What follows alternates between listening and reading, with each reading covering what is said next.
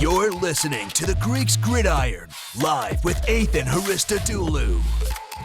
What's up, everyone, and welcome back to more of the Greeks Gridiron. I am Ethan Haristadoulou, and today, on the September 13th, 2022, I am going over my 32-team power rankings with you guys, ranking all 32 teams from bottom to top, worst to first, giving my thoughts on the game this past week and where they stand and why they stand where they stand. So make sure you hit that like button, hit that subscribe button, because we're closing in on 500 subs, and I'm giving away show t-shirts. They look just like this, minus the, I believe there's like a bleach stain on this one, and I accidentally got bleach on it, but it will be nice and clean and freshly hot off the press for you. So make sure you hit that sub button. As we fast approach 500 subs, we'll be giving those away.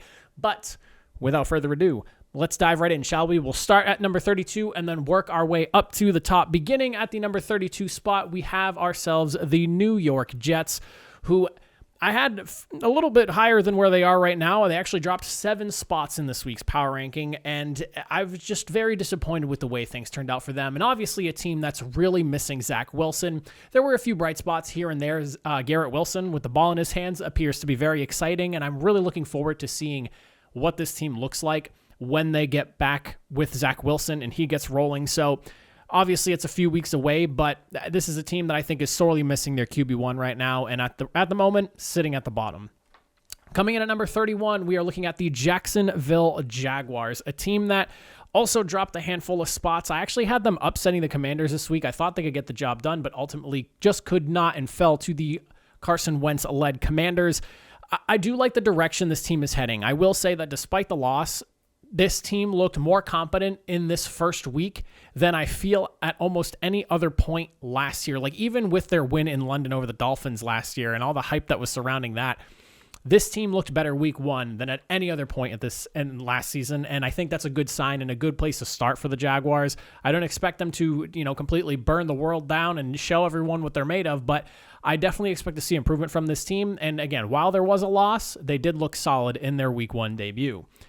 Coming in at the number 30 spot, we are looking at the Houston Texans, who fall a couple of spots here. They, tying with the Indianapolis Colts, put on an impressive showing, I will say that, but ultimately a game that they probably should not have let the Colts get back into, considering how well they dominated. The Texans are a team that consistently play the Indianapolis Colts well, and I was a little bit surprised to see them let the Colts come back, considering how well the defense looked through the majority of the game. Davis Mills, very impressed with how he looks, and I'm really excited to see how he progresses this season, but overall, a couple spots dropped because they kind of let go of a win, and even Lovie Smith himself, the defense just kind of played for the tie at the end there because they were so gassed out. I want to see you playing for the win, not for the tie.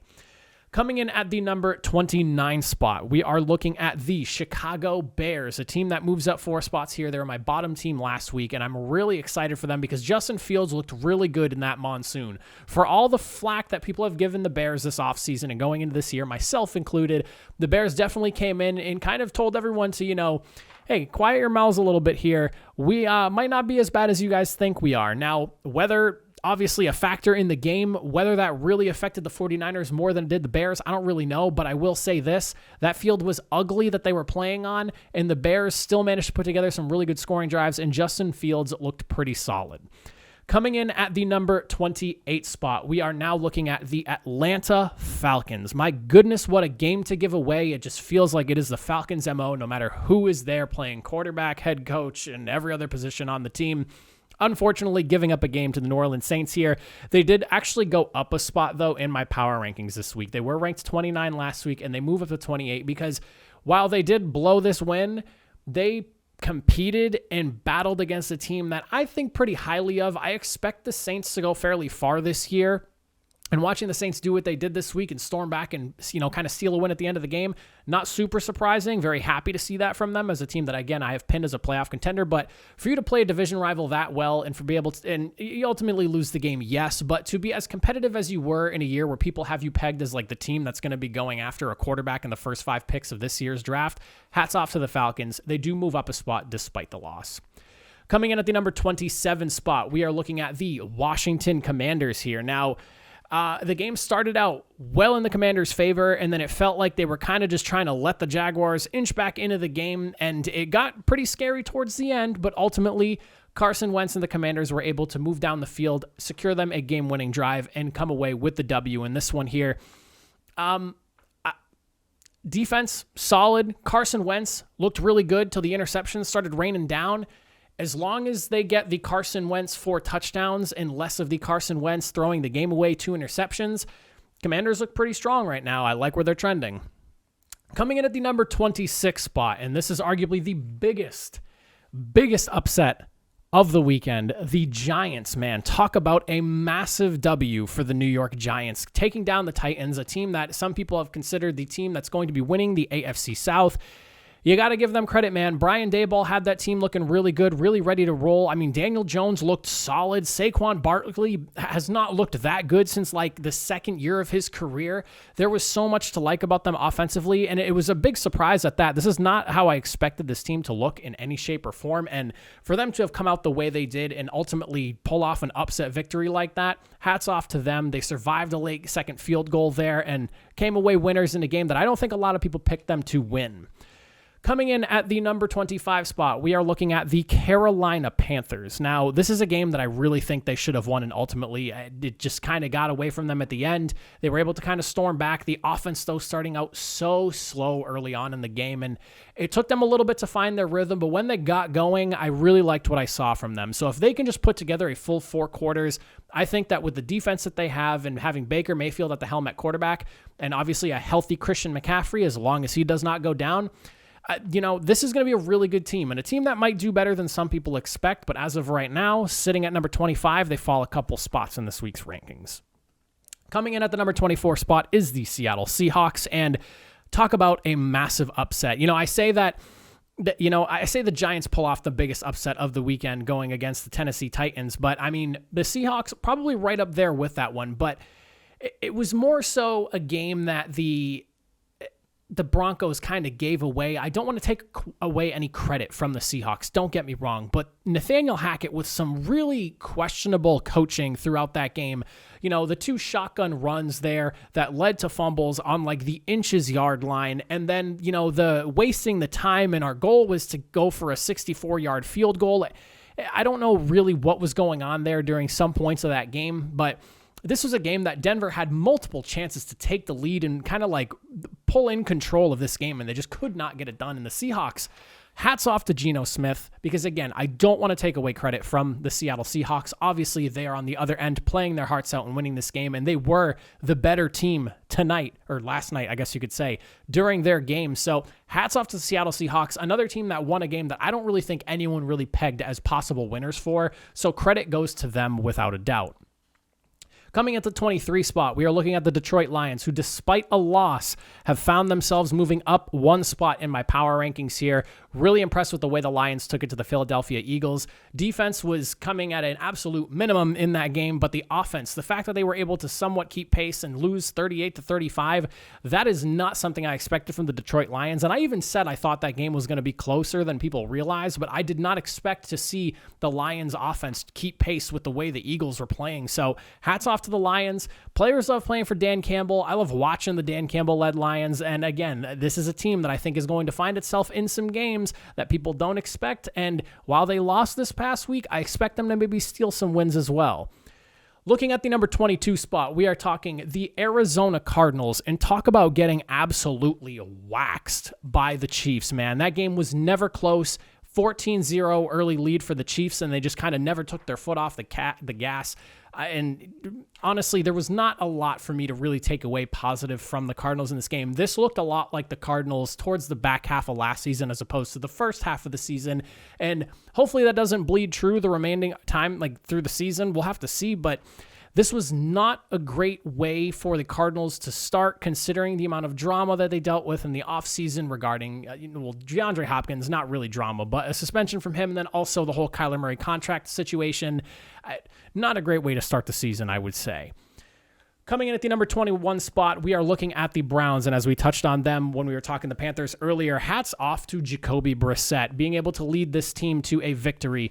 I talked about this during my pregame when I was going through my picks, and I'm not really surprised Jacoby Brissett was able to do so well this past weekend, because I'm a Colts fan. I saw what he did during his time in Indianapolis, and I even said I think the Browns skill player position wise, are probably a better unit overall than the Colts were when Jacoby Brissett was the starting quarterback in Indy, and he did excellent. He did an awesome job. The run game really complimented him. Kareem Hunt doing the 2 touchdowns that he got. Hats off for a team that desperately needs to win until they get their starting quarterback back from suspension. I would say that this was an excellent way to start the season for the Browns and pull off an upset victory that, I think a lot of people kind of expected with Jacoby as QB1, maybe not to come out with a win. Coming in at the number 20 spot, these guys are falling 3 spaces here. I have the New England Patriots here. Now, this was a disappointing game for me.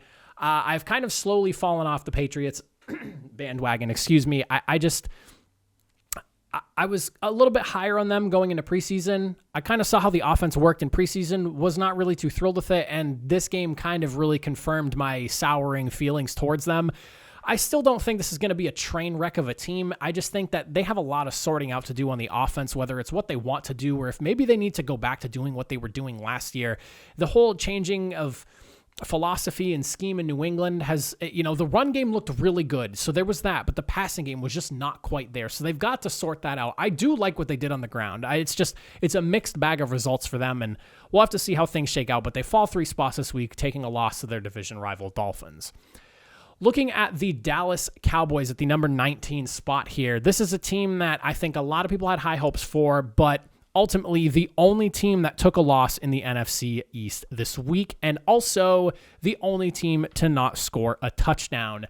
You take all that information with what you will. Dak Prescott obviously going down with an injury. It sounds like he's going to miss anywhere from 6 to 8 weeks after having surgery on his fractured thumb, but this is not how I expected the offense for the Dallas Cowboys to look, and it feels like Kevin O'Connell might have taken a lot of that with him when he went to Minnesota. However, the defense for Dallas did look really good. You hold Tom Brady to just 1 touchdown. You got an interception.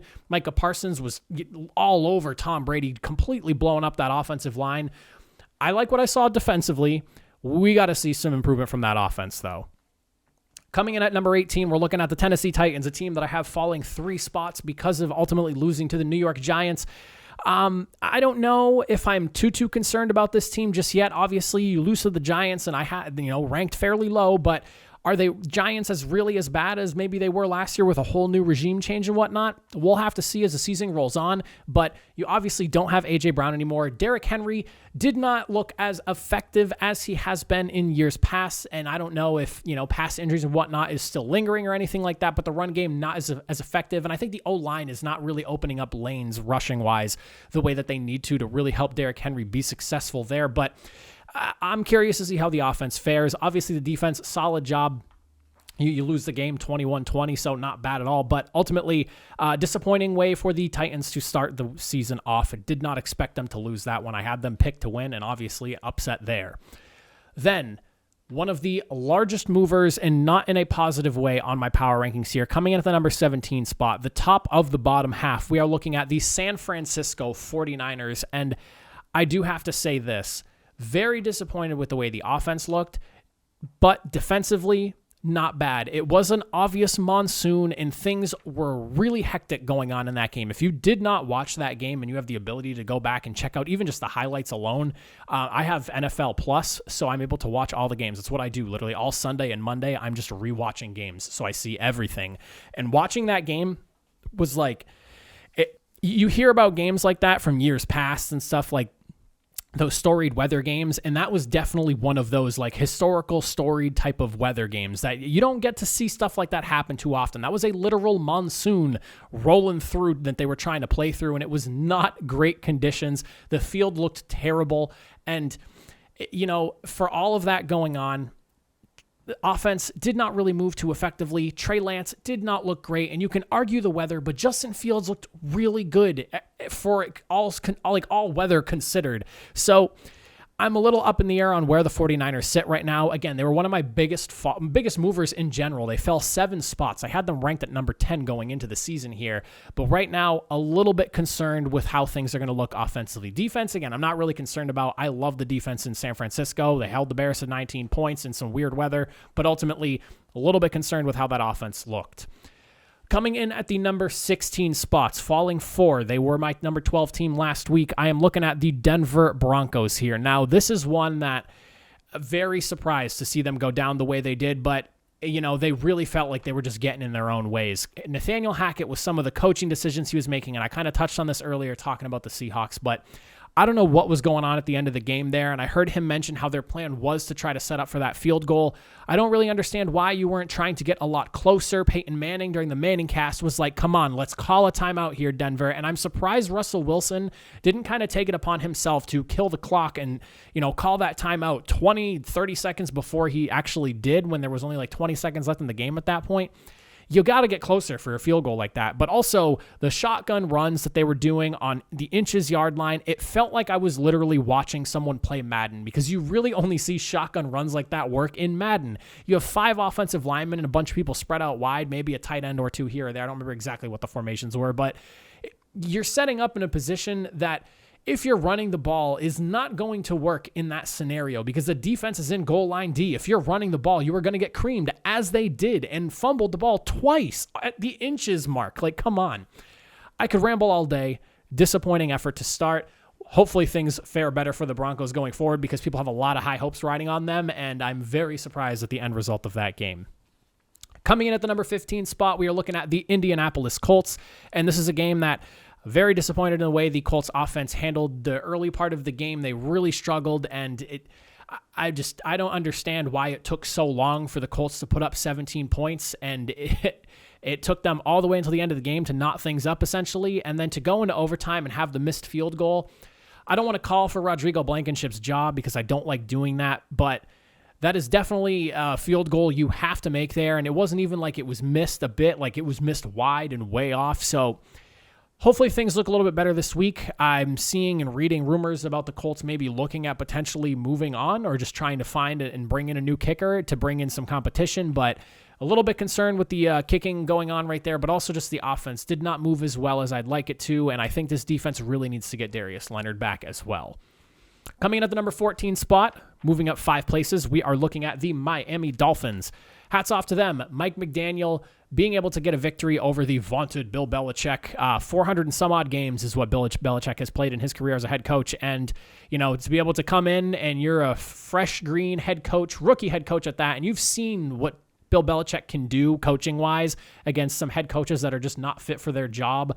Bill Belichick met his match. Mike McDaniel got the job done, 20-7 victory. Offense looked solid. Defense did a really good job during the game.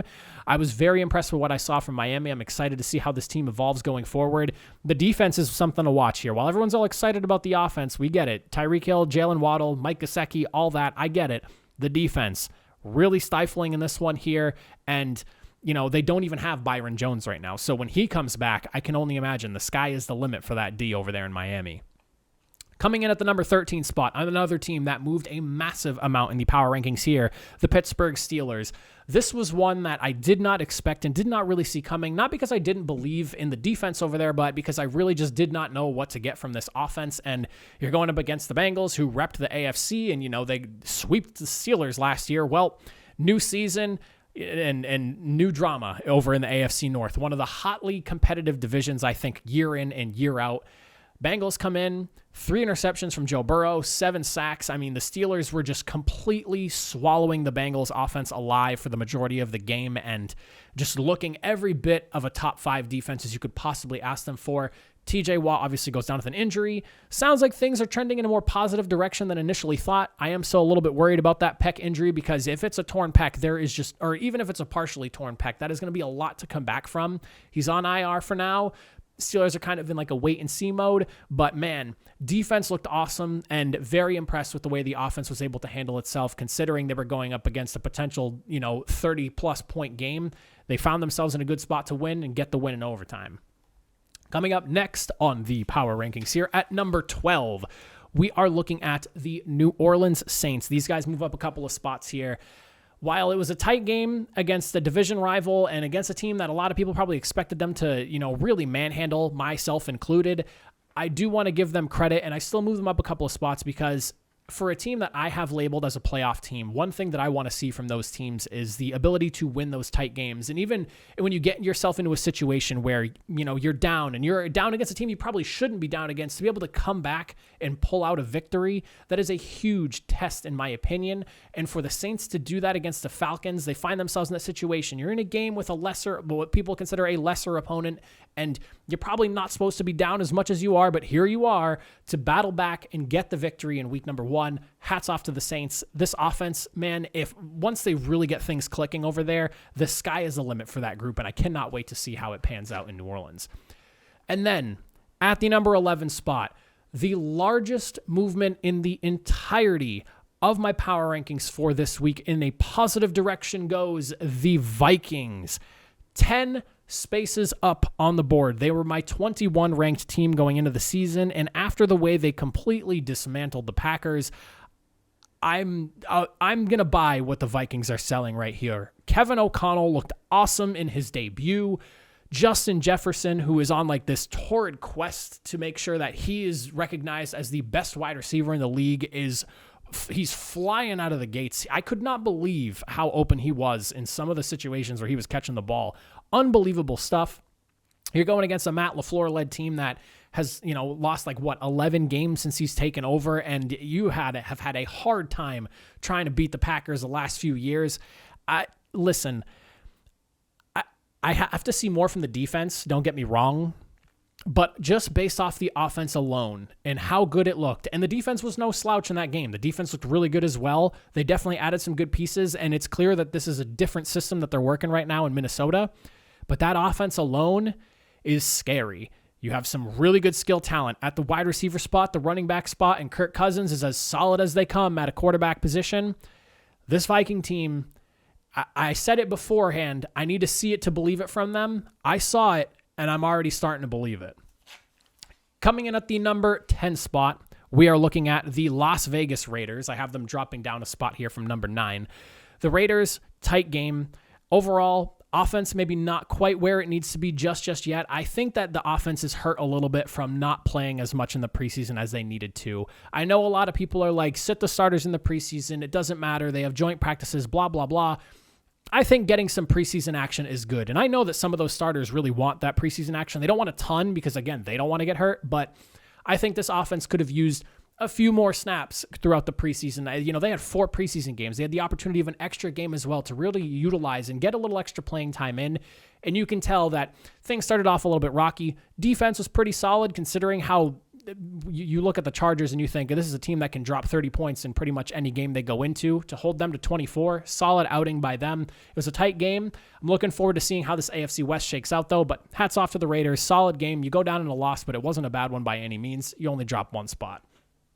Coming in at number 9, we are looking at the Philadelphia Eagles. They are moving up a couple of spots, and I've got to say, man, the ground game that they have going on over there picked right up from where they left off last year, and it might even be better. You don't really have to target your wide receivers, and considering A.J. Brown was like the lone guy getting targets a couple days ago, you're dominating the game in a way that most teams do not really defend anymore. And if that's the direction they're going, I'm here for it. I was very surprised with the Eagles last year. Nick Sirianni's really got some crazy ideas brewing up over there in Philadelphia. And I feel like it fits Philadelphia as well. That like ground and pound. Yeah, we got some good receivers, but look at these running backs and our quarterback go. Watch us take over the game in a different way. I'm here for it. I'm here for it. I like what Philadelphia is brewing over there. I got them at the number 9 spot. Hats off to them. They win a tight one against the Lions.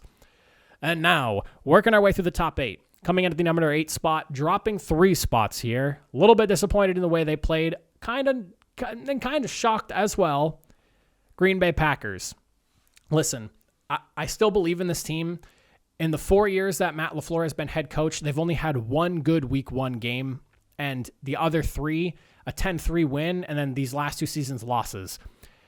I'm not going to sit here and worry about the Packers too much. There's definitely some work to be done on the offense. That Christian Watson drop early on in the game, when I saw that, I literally wanted to like jump out a window. I was like, are you kidding me? That is the most like, if you could write a perfect like storyline in wrestling for the Green Bay Packers, it would be the Packers have a bunch of young, inexperienced receivers and a touchdown pass is dropped on their first play of the game. And it literally happened in front of our eyes. I could not believe that when I saw that happen.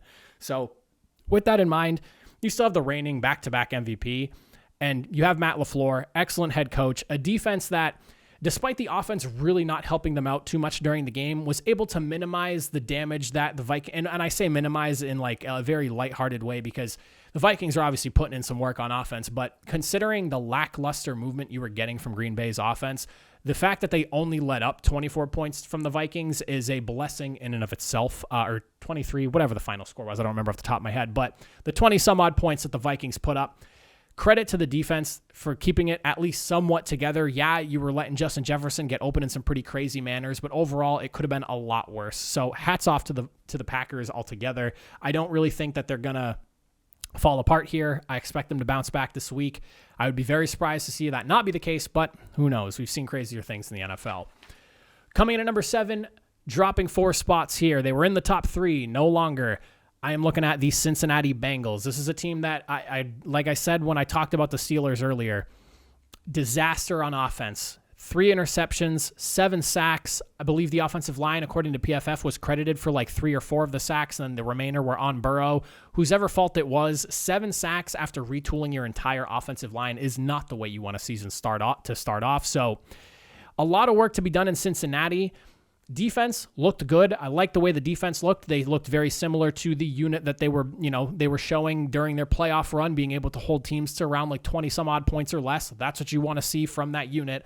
But that offensive line, for it to have had so much money funneled into it as it did, and to start the season off with 7 sacks, no bueno. They got to figure that out over there. I cannot believe that was the case going on in that game.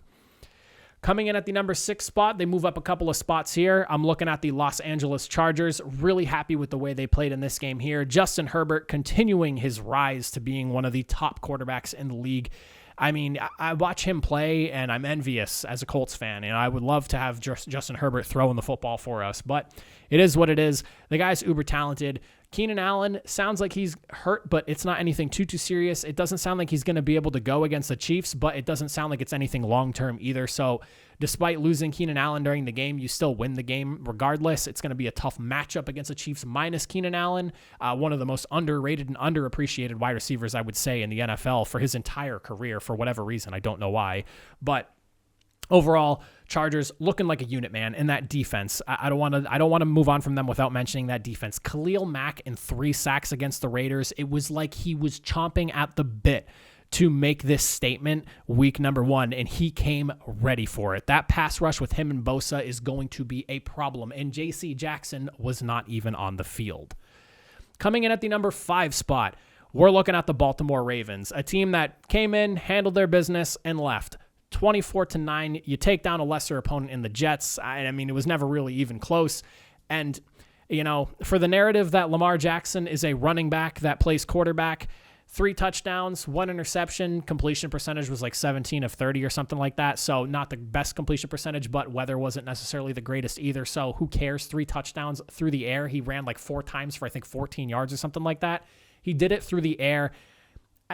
Shut up. If you really want to sit there and say that about Lamar Jackson, shut up, man. I don't buy it. Lamar Jackson, he is a legit guy, and you know, you're probably you more than likely your team is not starting a quarterback as good as Lamar Jackson, and if he was coming to your team tomorrow, you'd be just as excited as the Ravens are to have him as your quarterback. Coming in at the number 4 spot, falling all the way from number 1, the Los Angeles Rams. Man, I cannot believe they got blown out the way they did.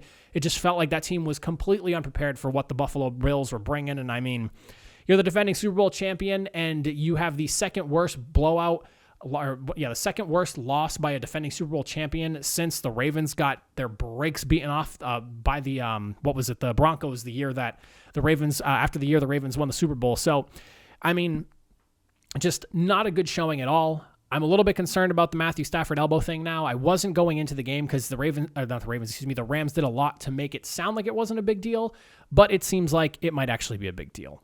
So not a great showing in any real shape or form from them. Want to see better. Coming in at the number 3 spot, we're looking at the Kansas City Chiefs. Very happy with the way they looked. I mean, they walked into this game and just completely took over from start to finish. Patrick Mahomes, 5 touchdowns. He had like 360, 70, 80 yards. I don't remember what the exact total number was, but 350 plus yards altogether through the day. Defense looked really good as well. You let up a couple of garbage touchdowns. Like, it doesn't even really matter at that point. But you want to talk about just a team that looks primed and ready to go for the season. If there's anyone that's going to match the output of the Buffalo Bills, it's got to be the Kansas City Chiefs with the way that offense looked in week 1. The Bills fired the first shot, and the Chiefs are like, bang, bang, here's our answer. What do you guys got next? Coming in at number 2, Tambay Buccaneers winning themselves a grinder of a game. Offense clearly dealing with some issues on the O-line with the injuries that they have. Hopefully that can kind of sort itself out as the season goes on. But I will say this. Julio Jones catching passes from Tom Brady, exciting stuff. If Tom can get a little more time and that magic keeps on happening, Julio Jones does not look like the corpse that people were calling him running around for Tennessee last season. This is a very different and much healthier looking Julio Jones than I think we've seen in a while. Sounds like he's bought into the TB12 thing. But defense is what I really want to focus on, because they really gave that, Cowboys, that Cowboys offense massive headaches all game long. To be the defense that they're the only defense in the league in week 1 that held a team to no touchdowns. Credit to Tampa Bay. You have a defense playing like that, coupled with an offense that we know what the potential can actually be on a really good night. Buccaneers looking like a heavy favorite in the NFC right now to make it all the way. And then, I've been forgetting to show up on the slides here, my teams. And then to cap things off, we have ourselves at the number 1 spot, the Buffalo Bills. So with the Buffalo Bills, obviously, it is what it is. They are as good as they are advertised. There's really not much else I can say that hasn't already been thrown all over them in praise. From the offense to the defense, bringing in Von Miller appears to have helped out Gregory Rousseau exactly the way I expected it to. The pressure is going to be on from the defensive side of the Buffalo Bills every single game. The offense is going to be able to beat you through the air, and it even looks like the ground attack is starting to rear its ugly head too, and you're going to be dealing with a monster of a team if you're getting the ground game, the passing game, and the defense to really be buckling down on these opposing offenses. Buffalo Bills looking every bit like the number 1 team in the league, and I don't really have a doubt that they won't be there for the majority of the season. But those are my 32-team power rankings. I appreciate you guys for hanging out and listening in if you made it all the way through. I would love to hear what you guys think in the comments section down below. I will see you guys tomorrow for a picks video. We'll break down all the games. Until then, have a good one.